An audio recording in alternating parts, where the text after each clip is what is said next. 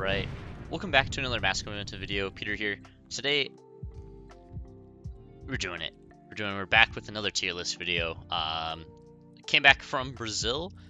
Sao Paulo was an amazing experience. Really liked going to it. We'll be back if there's another calling. Everybody was so welcoming. It was great. But we're back for another tier list video. Got me thinking on the plane coming back. I was like, man, where do I really want to gauge where everything is right now? You know, we're about a week and a half before the Pro Tour right now. Currently, I have me recording it. I'm about to go to Milwaukee in a couple of hours on my flight. So I'm gonna do this real quick and then figure it out here. I'm just trying to see in my own mind, and we're gonna talk through it here. This is my, my analysis, about a week and a half before. So not everything super concrete and set for myself, but this is where I'm currently at, like about a week and a half before the Pro Tour for this tier list. So I got a couple things here. So I'll just explain it a little bit here, and then we can go through it. S tier, obviously whatever I think is the best deck or one of the best decks in the format. A plus is basically something that is not, worse than the S tier hero, but will top 8. Like I expect every S and A plus character that I put to top 8 the event. A is where we get into, I think this is a good deck.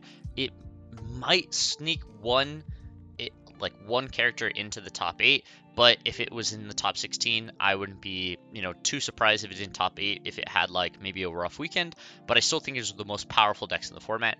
B plus is kind of where I'm reaching, B plus is like, I think this deck is good and has some massive holes maybe in its matchup spread, but if it top 8'd, I'd be like, damn, it's crazy, this top 8'd, it hit like very, very well. Maybe they had a really good draft thing to get there, so that's kind of where I'm in with like a lot of these.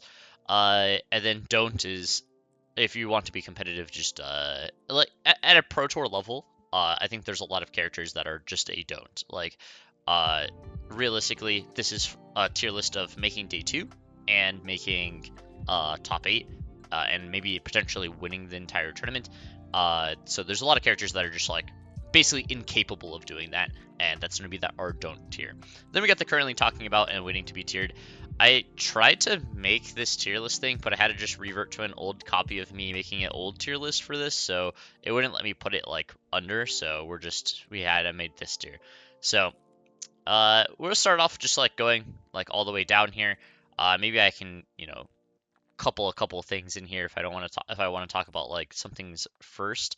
But currently talking about Riptide, this character is just complete trash. It's like any amount of hopium around this character ever in any meta is just like met with like limiting results, just like something that you just never want to see. And I don't even think it has any good matchups. And I think if people think it's a good matchup, I just don't believe them at this point. I think this character needs some serious overhaul, some serious cards coming out. We got the Pirate set coming out next set. Maybe that'll help Riptide a little bit, but yeah, currently just for this PT, just unplayable. If I saw somebody in day 2 of Riptide, they 3-0'd their draft pod. So let's talk about New. This is one of the actual good heroes in this format. New, one of the misfill heroes, still misfill on top of this meta. And misfill is just one of those sets that is just super, super powerful. We actually had a couple iterations of this whole misfill triangle and misfill like square kind of metas that we've seen a decent amount of. I'll say that New has always been, maybe lackluster at the start of the meta and whatever meta she's in.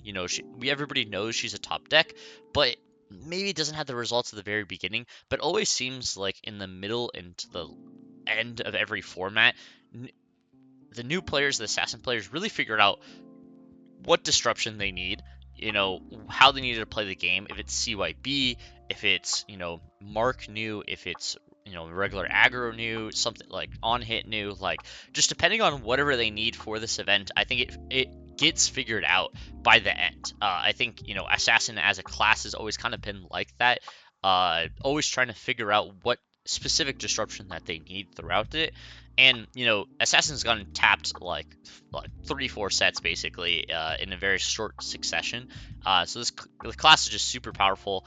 Definitely think this is the best assassin out of all the assassins going into this tournament. I think New super super good. It's gonna be our first. I don't put her at A plus. I don't think she's like a top 3. Like she might be a top 3 hero, top 3 to 5 hero, but I don't think she's a top 1 or 2 hero. But basically fighting for that 3, 4, 5 spot, I believe, is where New is currently right now. Super solid pick. I expect at least one to be in the top 8 of the PT, if not more, if it ends up that way. Teklo, I think I'm gonna skip a couple of these like kind of unplayable heroes.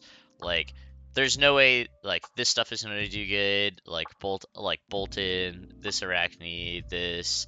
Like, I don't think we have to talk about all like some of these heroes here. Maybe I'll just like kind of skip over like these don'ts a little bit, but that's basically where we're at. Azuri,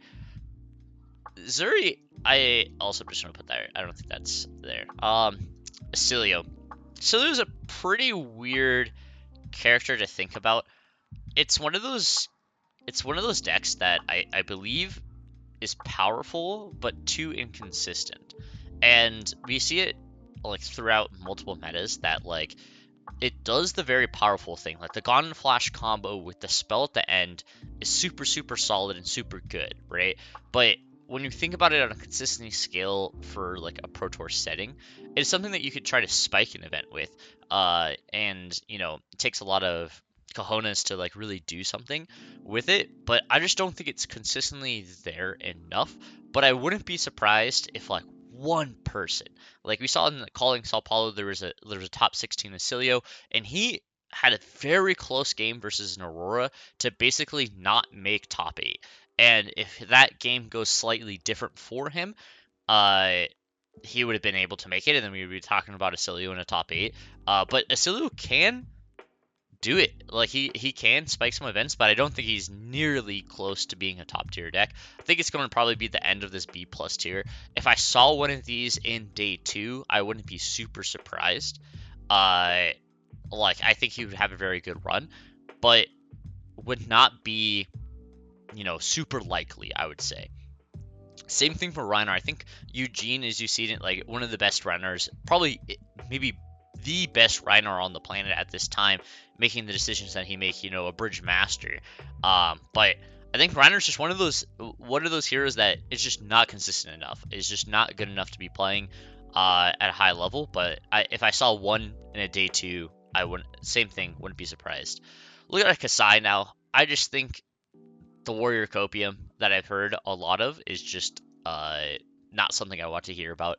I think there's better warriors that I would play if I wanted to play a warrior specifically and not do well in my tournament. But Kasai, not my premier warrior right now, and I just don't think it compares to what I want to be putting at the top. Same thing with Katsuya. I'm just gonna check him right here. Syndra is very weird, I would say. I've loved this character since it came out. It's just one of those aggro decks that just do the thing. It's super consistent. It gets in there. It does when it's ahead, it stays ahead. It's consistently ahead. But the problems it has is if it's behind, it doesn't really have the comeback potential. It is too consistent to almost a fault, I would say, because the comeback potential is just not there. And these full redline lists just don't have enough possibilities to do what I want it to do. But I still think the deck is super powerful, and I think it has very good matchups if it dodges the correct spread it doesn't want to see. So I think Syndra is still good versus Enigma. I still think it's good versus New, and those are some decks that I really think are a good possibility to be up there, but might not be consistent enough versus the other decks in the format, right? Like, I think it has a good Florian matchup, for example. I think it has, a good brute matchup or something like that, and I think it's like fine versus Zen. I think it's fine versus Jarl, but I think it just loses too much if you're ever on the back foot. If the second that you're on the back foot with Syndra, the deck goes from I think this deck could be a top tier deck to this deck is basically unplayable, and I'm gonna put it on the A tier. I would be very surprised if I saw one in the top 8. I would be very surprised. But I think it's still better than something like an Acilio and a Rhinar. I just think if you get the correct matchups with the deck and you're staying ahead with the deck, then I think you can do it. And that's what I have to say about Syndra. I think it might surprise. I think a lot of people have been saying this deck is horrendous, but I think you can still excite people with it. I think you can build it in a couple different ways. Maybe having more a blue line that Brian Gottlieb was talking about on the latest dev podcast, but there's something there, and it might just be one meta off of it still being consistent enough at the end. Let's think about Enigma here.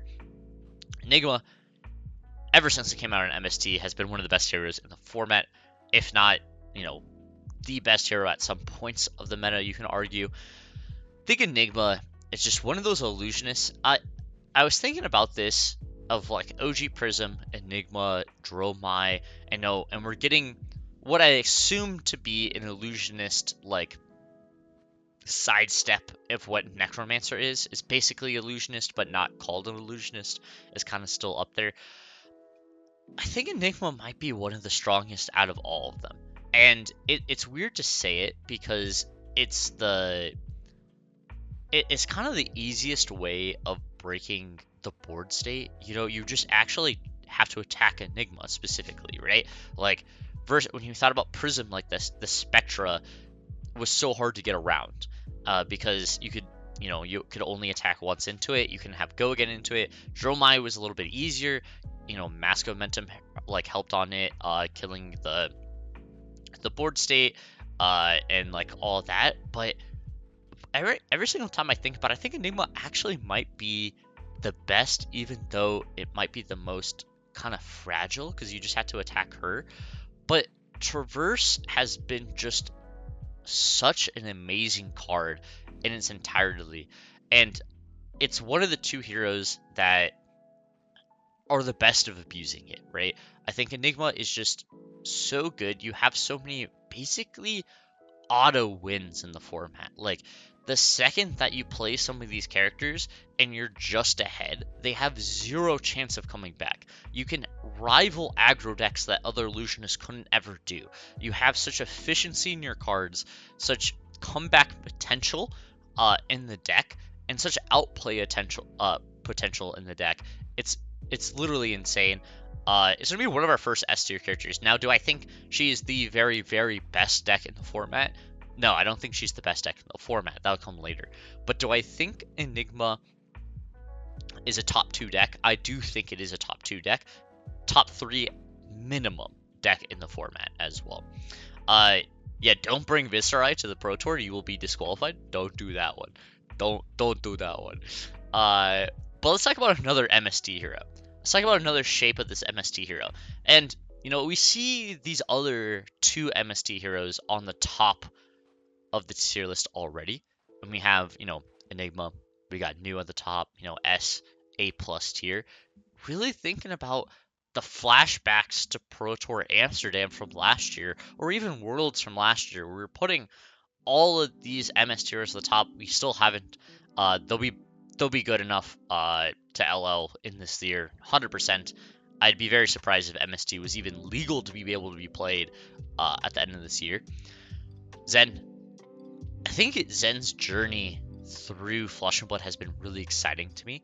It started out as just this combo bonds deck that Artivore would just 40 to 60 damage you. Super wide, would just do the thing. If it got to draw the thing, it did the thing and you died. And that was what Zen was. And it was super consistent aggro deck. Now, it's not. It's a mid-range deck. It is actually crazy. The evolution of this deck, where it came from, is to now this mid-range deck. And I think it just has so many 55, 55% winning matchups at the top tables. Like, it is not a deck to where I'm not sitting down with Zen and being like, I have a 70-30 into this matchup, but I really want to not play this matchup. I'm playing Zen because it's the most 55% deck in the format, and I want to sit down and I want to play the game of Flesh and Blood and prove that I can navigate the game correctly, I can get in there, and I can win the games, basically. And Zen is that deck. If I had to pick any deck to where I'm sitting there 55% versus everybody, Zen's my guy. I think he's at the top of A+. I think he's really good. I think Zen can do so many good things in this format, and I just think he's incredible. Definitely one of the best mid-range decks of this format right now. So I'm gonna put him right there. Azalea's just been so lackluster to me every single time I think about it. I think this character could be so good in so many different spots, but it just comes down to not being able to do it. And it's just something that, is so bad. It's just like, this deck has so much power. Who's playing Warmongers in this format? Who's playing it? Nobody's playing it. There's not a deck in the format that I want to play Warmongers against.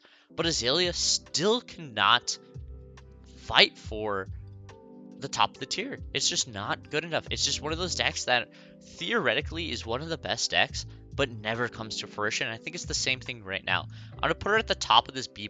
I think she's more than playable. If I saw a couple in day 2, I wouldn't be surprised. I think this deck is capable of doing that. But I'd be very surprised if I'm looking at the top tables at the end of day 2 of the Pro Tour and Azalea has a win in it. I'd be very surprised. It's just very hard for me to picture Azalea with a win in to top 8 at this event. But I can see her day 2. That's the whole thing. I can see her day 2, but it's very hard for me to see her up there. Kano. Man. This is no pain. This is a pain. This is a pain right now. This deck has been my beloved for so long. Just one of those decks that I've really vibed with for a very long time. But I'm not playing it for the PT. I'll say it right here. I'm not playing it. There's too many decks that it just can't play against. It just doesn't have the potential at the top tables, unless I'm getting drastically lucky with my draws. It's just not happening for me. It's just not happening. I think pains me to say this, but I think it's just a B+ here. I think it's still better than these decks, but you really have to hit specific matchups. You almost have to tell me a perfect, like, I don't know how many CC rounds we're playing. If it's 8, 9, 10, you would basically have to show me somebody that's 5-1, 6-0ing their draft, and hit near perfect pairings for me to think it would be top 8 material. I think it's still a very powerful deck. I just think you're reaching for a lot with the deck currently, and it pains me to say, but I'd be surprised if I saw multiple copies in day 2. I'd be surprised. I still think it's better than this. I think it's not as good as these decks, but it's about right here for me, I'd say. So I got a couple other things. I think I should flush out some of these that we want to talk about. Stuff like this here. Yeah, let's just not play these characters. I think Fi is probably like the best out of any character that's going to be in this, but still don't think you should be playing it. Just not good enough, I'd say. I think something we have to address in the room is I don't want to wait last for this character. I think Aurora. Let's talk about Aurora. We had, Arsenal Pass basically talk about this morning of how Aurora really reminds them of what Lexi was. If you played, Lexi format, it was basically Lexi, Dromai, and it had a deck that was losing against everything else but would just single-handedly beat it in Azuri. And then there was Icelander in that format as well, that had a bad Lexi matchup, but was basically good against everything else. And I think we're almost somewhat at a parallel of that format, with a couple things changed. You can go in and out. Aurora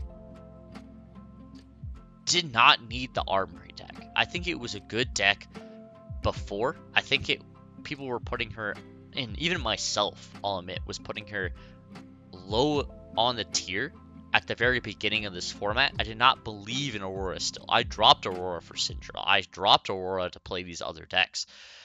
And now it's kind of crazy thinking about it that, you know, the Armory deck came out. There's no reason Zap Clapper should be a 2-block. I just had the revelation that it was a 2-block days ago. I just always thought it was a 1-block, and like thought about it in my head. You know, I've been, you know, basically playing enemy to Aurora for this past format ever since the Armory deck came out, and it's just crazy to think that this deck is just kind of unanimously the best deck in the format. And it's fightable, right? Like, you can play all these D-reacts in your deck. You know, you can play all these 0-for-4s. You can play all these aggro plans, you know, defensive fatigue plans. You know, the deck is fatiguable. But the problem is that the deck has Flicker Arc Lightning. You know, one of the best 2-card combos the game has ever seen, basically.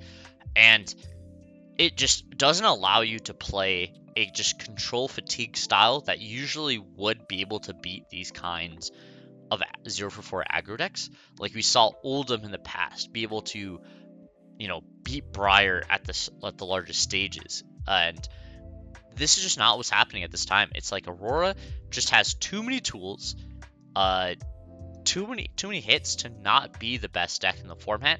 Now, do I think it is a foregone conclusion of Aurora winning the tournament? No, I don't think so. I think there's, you know, as we saw in Sao Paulo, as we saw in Kobe, like, I think there was Kobe, as we've seen, you know, there's Enigmas that can rival, you know, New can rival. Zen has always been favored into Aurora, and there's other decks that are, you know, specifically out there to beat Aurora and have a good Aurora match. You know, the next one here is going to be Vincent. I'll talk about Vincent that I just brought to Sao Paulo.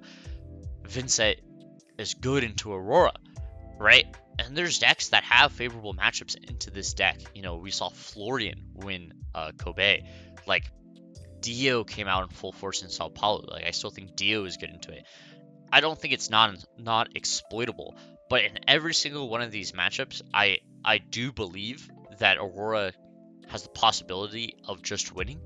I don't think she has a lot of matchups that are sub 50%, and I think a lot of her good matchups are 60 to 70% on a bad day.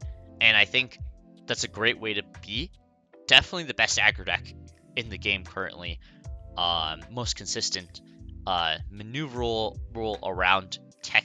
The tech of that deck is so good, and I think the best players that have been playing aggro for so long are going to play it, and I expect multiple copies to be in top 8.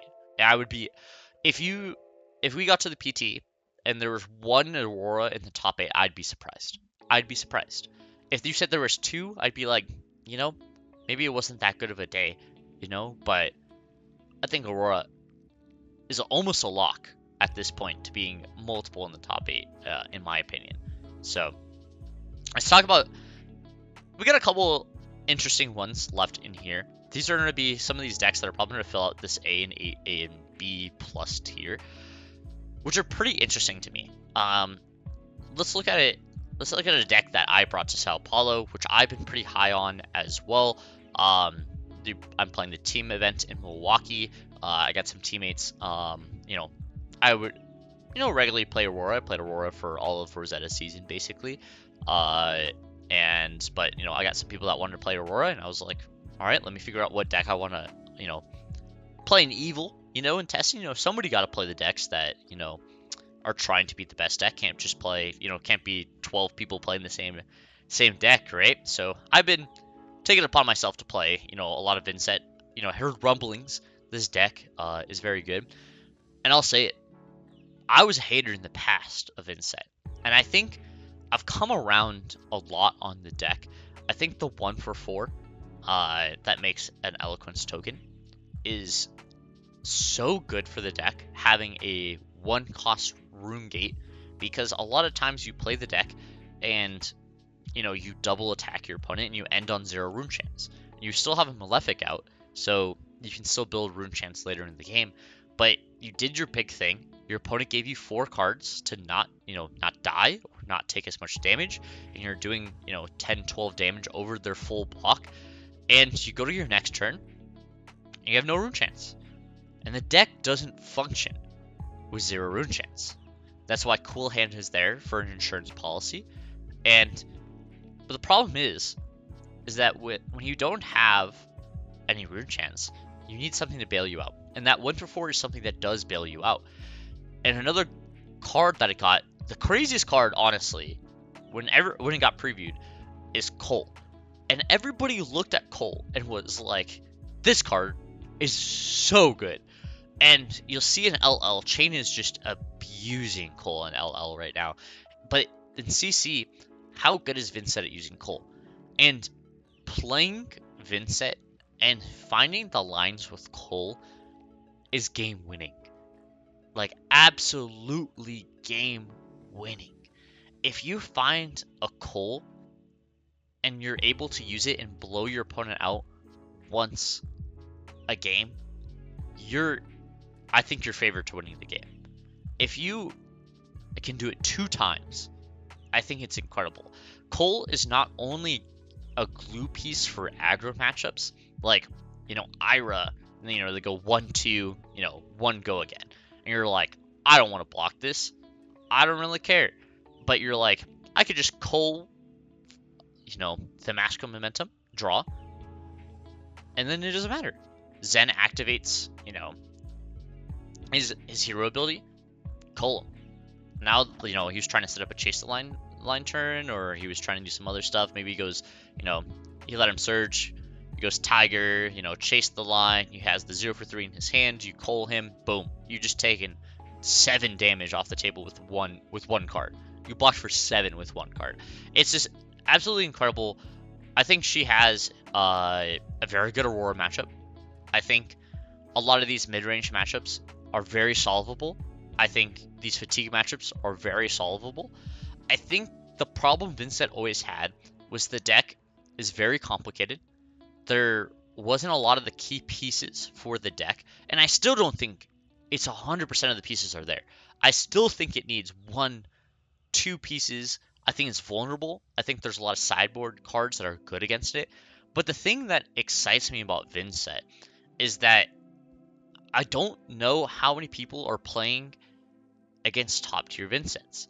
And I think it's something that reminds me a lot of Kano, to where there's a following of Vincet players. There's a following of Kano players.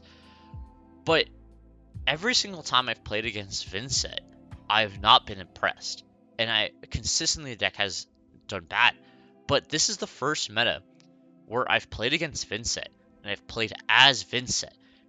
And I've been telling people, I've been screaming it to my testing team. I've been screaming it to, Twitter, and going into the purple Discord and being like, there has to be something here.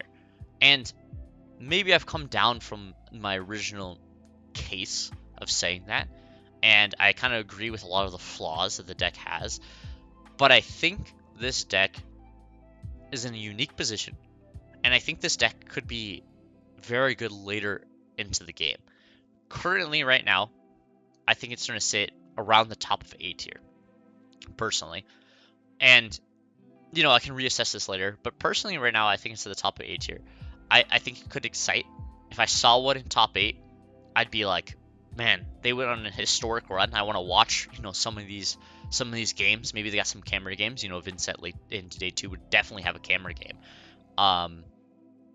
and I think it'd be exciting to see. I definitely think it's a day 2 hero. I don't think the day 2 percentage has been very good for the deck at all. I didn't even, day 2 the calling with Vincent when I brought it in Sao Paulo. Then went, 7-0 in the Battle Hardened to make, first seed into the Battle Hardened. But, I think the deck, you need to draw well. You need to play extremely well. It is a deck that is super punishing. You make 2 mistakes and the game's over. The game's over if you make 2 mistakes. You make 1 mistake and the game is very, very hard to win. So I think it's very punishing. But if somebody came playing Vincent at 98% capacity, has a good draft format, plays it, I think he could go very, very far on a run with Vincent. Which is very high words. I think a lot of people just, put Vincent, you're like, it's well positioned, but like, I don't really play it or stuff like that. But like, this deck could be very good. I think right now, currently, I would not put it in a position, like, I would not put it higher than it is right now. But I think it's still very good.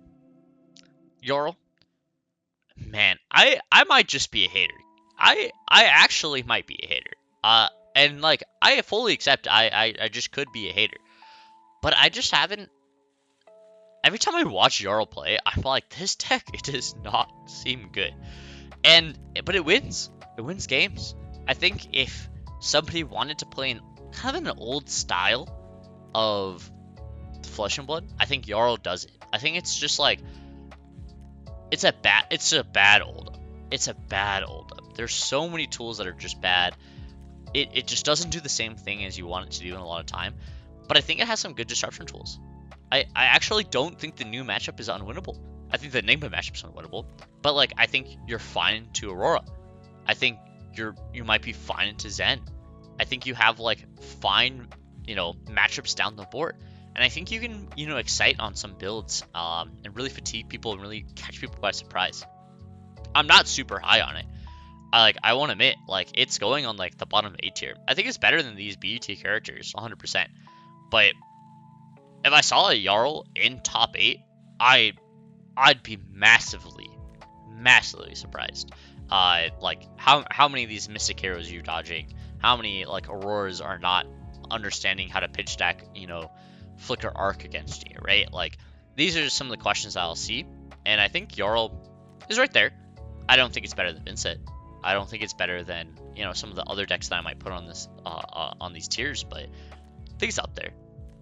Let's talk about Mario. I think Mario is super cool. At one point, I did believe Mario was better than New at this time. I thought maybe you needed a more aggressive assassin, more of disruption assassin instead of more of a slower, methodical assassin. But it's wrong. I was wrong. I was wrong in the beginning. I just don't think Mario is really good. It's better than Don't Play. I think there's going to be Mario out there. But I think he just has a couple. I think he just has a couple too many things to play around him. Shelter is good. People playing 12D reacts is good into him. Calming Breeze tech was good into him. I just think there's too many things that he does that is just inconsistent. You have to take damage to, have these reacts. I don't see him getting there, and I'm gonna put him, top of B plus tier. I think he's very good. I think he's playable deck at the PT, but I just don't. I think he has to leap. I think I don't even know if he's a top 10 deck anymore. I think you have to leap. Victor, I think Victor's like around here. I think he's probably around a B plus tier. I think he's worse than Jarl.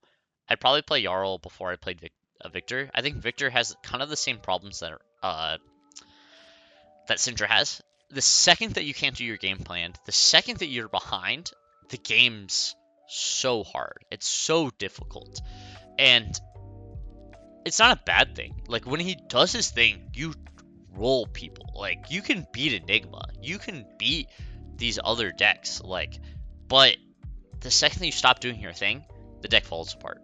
And it's kind of like this. It's the Syndra parallel. But I think Syndra's baseline is way better than Victor's baseline. And I would rather play Jarl right now over something like Victor. And yeah, that's basically it. Ira. Every time somebody talks about Ira, I just take it with a grain of salt. because I just don't think this character does like extraordinary things. It's just consistent of doing like the same thing. The numbers are good. It's like kind of like Fang to me. The numbers are good. It does what it wants to do. I think it's better than a lot of other characters. But this is just another one of these middle of the pack kind of decks. It's like, yeah. It's like, why am I playing Iroh over this? There's not a reason for me to play it over that. You know, like I'm high on Syndra. Like I'm very high on Syndra. I think this deck does a lot more powerful things than people are giving credit for. But like, do I think Iroh is better than? No. I just think it's one of these characters. Let's talk about Dory. CYB Dory excited people at Sao Paulo. Played against some in the Battle Harden. And, you know, it did well, top 8'd. You know, we saw some in, you know, the Battle Harden as well. You know, I played against one in the Battle Harden, you know, with Vincet, won that one. I think it's interesting. I think it hits on multiple, like, axes, you know? But I'm not a fan. I just don't think Warrior is extremely playable. And I'd put it in this B+ tier. Honestly, there's probably going to be a lot of these characters in this B+ tier that maybe could be in this don't play. But I think they're better than these don't play characters. Actually, let's put this. Let's put these guys. Let's make it like this. Maybe I put it right here. Yeah, let's do this. Let's put a B tier here, because I think these are better than these don't plays, but I wouldn't put them above on these tiers. Verdance. I think Verdance just has a huge hole. I think it's the Enigma matchup is just, it's just not good enough, right? I think your new matchup is also just not good enough. I think some of these other decks, like I think you have a good Vincent matchup. Scour is very good against them. You know, Jarl, you know, you get to do the super combo thing late game. I think sometimes your Aurora matchup can be good if you want to tech for it, but I think a lot of times like they can just do the thing against them. I think playing combo into Verdance is very good, and I think this deck just has a lot of holes. I think this deck's good, does very powerful things. Kind of reminds me a lot of Vincent, but I think the deck has way more holes, and I think it's very fun to play. I think it's very fun to watch play, but I think it just has too many things wrong with it to be up there, basically. Now, Slippy is kind of the same thing. Slippy's interesting. I think this deck is powerful, and it does very good things, but I think it might actually just be... It's just a worse Aurora. It's just a worse set. Just a worse aggro deck in the format. The disruption's not that good. You know, the damage is pretty good. Like, don't get me wrong, the toxicity combo is good, but I just don't think it's... I don't think it's better than a lot of these characters. I think it's B+. I think it's better than a lot of these characters, but I'm not a fan. I'm not a fan of... You know, originally I was, you know, pretty excited for it, but, like, you play against Mario, and Mario gets two hero abilities. You play against New, and New just gets to blow you out with all these stuff. And then you're looking at these other characters, and you're just like, you know, Vincent is horrendous for you. You know, you're a full redline deck. You can't block anything. Like, Syndra can race you. Like, I think you're better than, like, Syndra at racing, but, like, Syndra can easily race you. You know, all these other decks, the Misfell healers are going to eat you alive, basically. Like, the Enigma, like, no way Enigma's gonna lose to a deck that loses to 12D reacts, right? And I think also 12D reacts hurt this deck a lot. Do I think people will play it? Yeah, I think people will play it, but I wouldn't see it do very well. KO, man, it is crazy thinking about KO and heavy hitters and it getting Savage Sash in the Armory deck and it just being so vastly unplayable these days. And it's actually kind of crazy because, like, Mistville came out and it just became worse. It just became, like, significantly worse. I used to think maybe it'd be a top 10 deck in the format still. It's just not. I just think it's the B tier. I'm going to put it next to his homie Invictor that came out in the same set. But I'd be very vastly surprised if people played KO. I just don't even think it's good. I'd be vastly surprised if people brought it. Like, personally. Now, Florian. Florian's another one of these characters that I think is very good. Excuse me. Sorry about that. But Florian here. Florian's good. I think it's good. You know, obviously, when they're calling Kobe, I think it is a top deck. I think it's the best Florian has been in the entirety of it being printed. And I have high hopes for this deck. I think there will be a Florian in top 8. There's a Florian in top 8 of Sao Paulo. It won a calling in Kobe. I think it is an extremely strong deck. I think very good players will play it. And I think it's super solid. It's probably the second best mid-range deck in the format right now. If I had to, like, if we're counting Zen as a mid-range deck, I think it's the second best mid-range deck in the format. And I don't put him in A+ tier. I think there's going to be one in the top 8. I wouldn't be surprised if there's a multiple in the top 16. I wouldn't. I think he has an interesting matchup versus Aurora. I think it's just a deck with a million 0-for-4s. I think you're unfavored versus Enigma, but I think you can, tech a decent amount. I think you're favored into new. I think your new matchup is very good. I think your Zen matchup is very playable, and like your Vincet matchup is like slightly favored. I think your Yoro matchup is really good. Syndrome matchup might be slightly losing, but if you're ever ahead, you kind of win that game. I think your Verdance matchup is good. I think like there's a couple of other matchups that I like. Florian versus like these assassins, I want to be on the Florian side. I think there's a lot of potential on this Florian deck, and I think the deck is finally a lot better than I thought, and I think it's very good. I have high hopes for Florian going into this Pro Tour. Let's talk about Dio. I totally thought this deck was dead. I ain't gonna lie. I thought this deck, like, people were just like not playing this deck, and I saw a lot of people in Sao Paulo play it, and I realized what the deck still can do. I think it has such a time getting fatigued. I think it gets fatigued so much easier than it used to get fatigued. But the problem is what is Dio good against? Aurora. Dio is very good against Aurora. It has historically been one of Aurora's bad matchups. In Rosetta, it was one of its bad matchups. Boost Dash, Dash IO. Dash IO at Worlds had one of the best win rates versus Aurora at that tournament and did very well. And I think Dio is like very good and is very playable. I think if you hit the correct matchups, if you told me a Dio played 4 like Auroras and went 4-0 versus 4 Auroras, and maybe got fatigued twice, 3 times, maybe went like X3, X4, X5, maybe at the PT, I wouldn't be surprised. I think it's a possibility of being a day 2 deck at the PT. I put it right there. Very, very surprised about this deck. Something that I've been vastly surprised of is Fang. So I think Fang is actually a very good hero. It's crazy to say. I'm a warrior hater. You could quote me on this whenever. I'm a hater of the warrior class. I think it's just old-fashioned kind of flesh and blood design. The same thing with Guardian. I think it's old-fashioned Guardian, like flesh and blood design. Brute, same thing, old-fashioned flesh and blood design. But Fang does something so unique in that you don't have to pay for the sabers late game, and you get to keep your opponents guessing of what you're doing, but you're still a good numbers / aggro deck, and it's very impressive. And I think he's an A tier. I actually think he's better than a lot of these characters, and I put him in A. And I think off the Battlehorn win, I'm very impressed with the deck. I think you have a very good Florian matchup.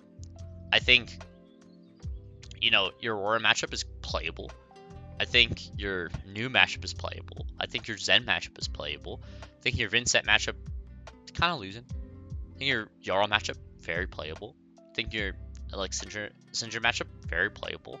I think it does very strong things. You get the 3 fealty on turn 2.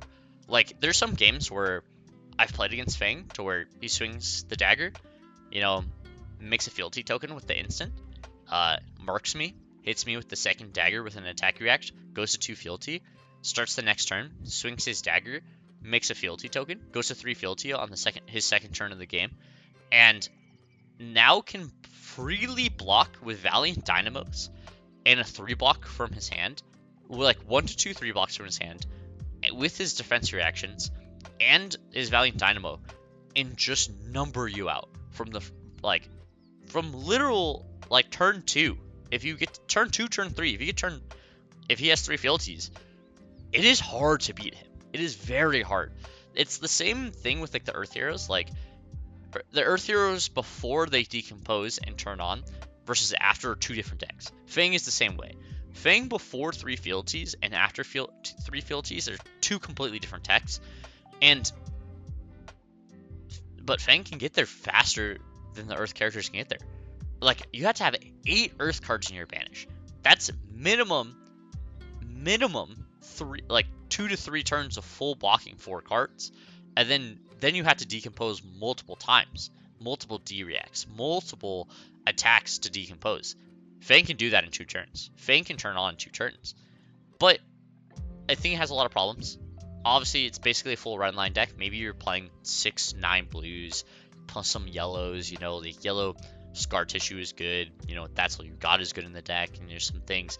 Not playing some of the best cards there. You're playing Sigil to just be a red instant that can be turned into a fealty token and kind of do some stuff. You're playing a lot of pearls in your deck. You have to play Pledge Fealty is very good. Tooth in the Claw. You're just playing 0 for 4s and that fealty generation. Sometimes the fealty generation is redundant because you have to play so many to get turned on immediately, and it's not as good as you want it to be. But I still think the deck has some flaws, but is good. I think Verdance, same thing, has flaws, but is good. And I'm gonna make the bold statement that Fang is just slightly better than Verdance, in my opinion, and it's fine. Prism, I think Prism's good. I think the thing with Prism is that every time I think about it, I still think it's very good. If you playing against Aurora, I think people are dooming on Aurora matchup. I've heard a lot of Prism players kind of start dooming about the Aurora matchup. I still think it's good. I still think it's pretty good. I think if you're vastly tacked for Enigma and really know how to play it, I don't think the matchup's unwinnable. I think it's fine to play, depending on how many poppers the Enigma is playing. I think your Zed matchup is fine. You may be losing a little equity there, but I think it's fine. I think you're very good against New. I think it's one of the reasons to play the deck is you're good against New. Your Florent matchup might be, iffy. Your Vincent matchup is very losing. I think your all matchup might be, even to bad. It might not be there. I think your Syndra matchup is good. I think your Fang matchup has to be good. Your Verdance matchup, of course, is good. I think your Arachne matchup is good. Your Dio matchup is probably playable. Slippy matchup is good. Aurora the Azalea matchup is good. Ira matchup is probably playable. Some of these matchups might be fine. I think it's an A tier deck. I don't know how many people are going to play Prism over Enigma. If I was an Illusionist player and not an affinity for one of the two, and I was just what do I think is the best Illusionist going into this tournament, I would say it's Enigma. But I think there's going to be some Prism players out there that are really, really solid and really want to play it, and they're going to do well with it. And I expected to see it in day 2. I don't know if it will convert extremely well, but I think I will see a decent amount of the deck, and I think that's a fine place to be. I think you have some very winnable matchups. I think you have some bad matchups. I think it has some holes in its matchup spread. I think it's the same thing with Syndra, Fang, Verdance. I think there's definitely holes in your matchup, but I think it's fine, and I think it's playable. Now I want to reiterate, for those people that hopefully I can timestamp this to this correct mark, for people to skip to the end. This is gonna be some of my final statements here, and explain my tier list a little bit for people that are just gonna skip to the very end. S, obviously, I think Aurora, Enigma, best 2 decks in the format. I think they're another Excite. I think it's very good. Just very solid decks. A+ tier is something that I think will top 8. We'll have 1 copy in the top 8, and I wouldn't be surprised if there's multiple in top 16. It's gonna be my Zen, New, and Florian. I think they're very good decks. I think they're pretty much Excite. Then these A tier decks are things that I think somebody could make a serious run with the deck to top 8. You know, a good limited score like has to be in there, but I think they could top 8. I think there's, if you hit the good matchups in Gem, I think you can definitely succeed with these characters. I think Vincent is the best out of all of them. If I had to pick one of them, I think Yoro playable. I think Prism very playable. I'm higher on Syndra than I think a lot of people are, but I think there's more advanced builds that if people were, you know, playing Syndra and then they kind of went off of the full red line list and playing something a little bit different, maybe they didn't excite at this BT, but even the full red line list I think they're still good, and still very playable. Fang, I'm higher on Fang than I think a lot of people are, and I think, you know, the Battle Hardened really excited me watching those games. I think the deck is solid. Then you go to the B plus tier that I think have serious holes in their matchups, like Verdance. I think your Enigma and Prism holes are just horrendous. Like, I think there's just too much to try to get over on there. Mario, same way. Dio gets fatigued a lot. Slippy gets fatigued a lot. Bad to 12D reacts. Azalea, just always underwhelming. Ira, not high on the deck, always underwhelming. I think there's holes in that matchup, but, you know, hit the correct matchups, maybe get a little lucky here and there. I think we can see them in day 2.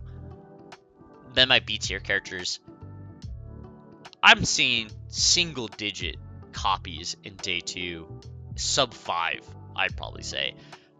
Dory, I think if people want to play Warrior, I think they should be playing Fang, but I think the CYB Dory very excited a lot of people from Sao Paulo, so I can see it go up a little bit.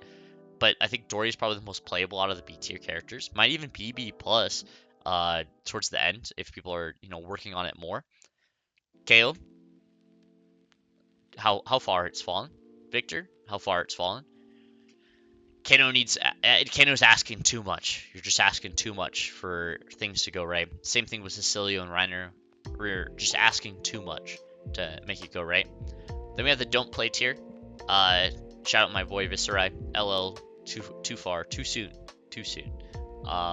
But don't play tier. Just don't play those characters. If you want to have serious chance of winning at a high level event. That's gonna be my tier list.